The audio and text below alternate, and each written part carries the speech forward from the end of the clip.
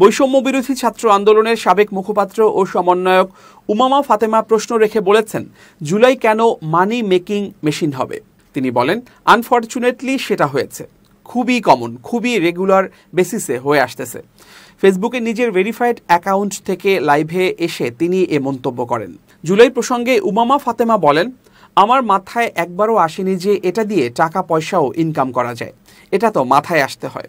আমি মুখপাত্র হওয়ার পর প্রথম আবিষ্কার করেছি এগুলো দিয়ে লোকজন নানান কিছু করতেছে, টেন্ডার, তদবির, বাণিজ্য ও ডিসি নিয়োগ করতেছে, অমুক জায়গায় তমুক কাজ করতেছে, এগুলো কিন্তু অহরহ করে বেড়াচ্ছে। তিনি বলেন, এগুলো জানতে পারছি মুখপাত্র হওয়ার পর। তার আগ পর্যন্ত এগুলো নিয়ে আমার আইডিয়া ছিল না যে এগুলো আসলে করাও যেতে পারে।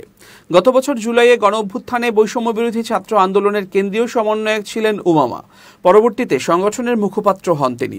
এরপর গত মাসে বৈষম্য বিরোধী ছাত্র আন্দোলন ছাড়েন উমামা ফাতেমা।